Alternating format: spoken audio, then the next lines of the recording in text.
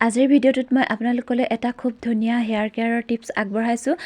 যাৰ অকালতে বয়স নোহোৱাকৈ চুলি পকি গৈছে তেওঁলোকে এই ভিডিঅ'টো প্ৰথমৰ পৰা শেষলৈকে চাওক আৰু এই টিপছটো আপোনালোকেও ফ'ল' কৰি চাওক আৰু খুব ধুনীয়া এটা ৰিজাল্ট পাব। যিহেতু মই নিজেও এইটো ব্যৱহাৰ কৰিছোঁ আৰু খুব ধুনীয়া এটা ৰিজাল্ট পাইছোঁ, সেয়েহে আপোনালোকলৈ ভিডিঅ'টো শ্বেয়াৰ কৰিছোঁ আৰু এই ভিডিঅ'টোৰ পৰা সকলোৱে উপকৃত হ'ব বুলি ভাবিছোঁ। তেলটো প্ৰস্তুত কৰিবলৈ মই এনেদৰে গেছটো ল' ফ্লেমত দি তাতে চচপেন এটা বহাই দিছোঁ আৰু অকণমান নাৰিকল তেল ইয়াতে দি দিছোঁ। যিহেতু এতিয়া ঠাণ্ডা দিন, গতিকে নাৰিকল তেলটো গোটা হৈ যায়, গতিকে এনেদৰে গৰম কৰি দিয়াৰ পিছত এইখিনি গলি গৈছে আৰু অলপ গৰম হ'বলৈ দিছোঁ। ইয়াতে আমি নাৰিকল তেল নলৈ মিঠাতেলো ল'ব পাৰোঁ। যিহেতু মোৰ ওচৰত খাটি সৰিয়হৰ মিঠাতেল নাছিলে, গতিকে মই নাৰিকল তেলটোকে ব্যৱহাৰ কৰিছোঁ। আৰু আপোনালোকে সকলোৱে জানে হয়তো নাৰিকল তেল চুলি আৰু স্কিনৰ কাৰণে কিমান উপকাৰী হয়। আৰু এইখিনি এতিয়া তেলখিনি দেখিছেনে, লাহে লাহে এইখিনি গোটেইখিনি তেলেই গলি গৈছে। আৰু ইয়াতে আমি এতিয়া নৰসিংহ পাত আনি পেলাই কাটি থৈছিলোঁ এনেদৰে টুকুৰা টুকুৰি কৰি, আৰু সেইখিনি আমি ইয়াতে দি দিম।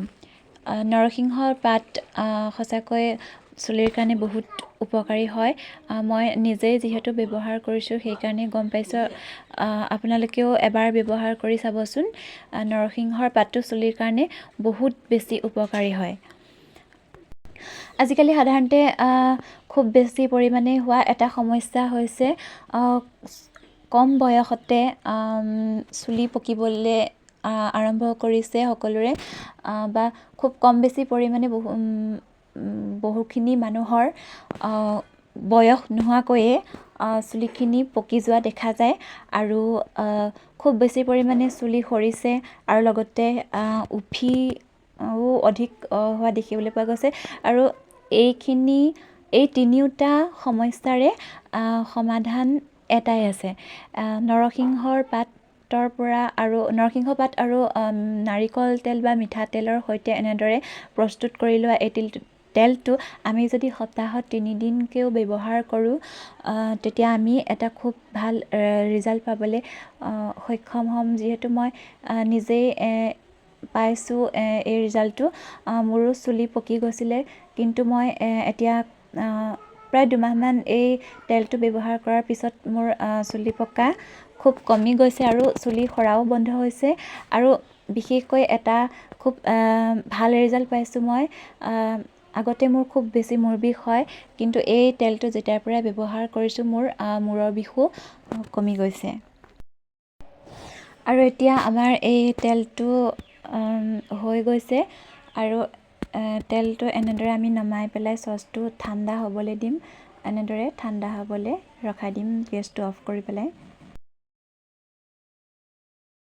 আৰু এতিয়া মই এনেদৰে চিচাৰৰ এটা সৰু বটল লৈ লৈছোঁ আৰু ইয়াতে এখন চাকনি পাতি এনেদৰে এই যিখিনি পাত তেলৰ লগত সিজাই থৈছিলোঁ সেই তেলখিনি এনেদৰে চাকনিখনৰ ওপৰত দিম আৰু চেপি চেপি এনেদৰে তেলটো উলিয়াই ল'ম।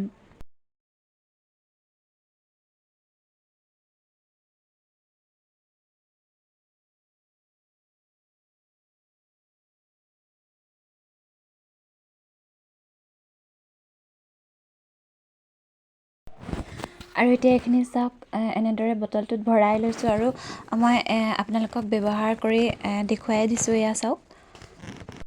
আৰু তেল ব্যৱহাৰ কৰাৰ ক্ষেত্ৰত সদায় এটা কথা লক্ষ্য কৰিব লাগে, যাতে চুলিৰ গুৰিলৈকে তেলখিনি পায়গৈ।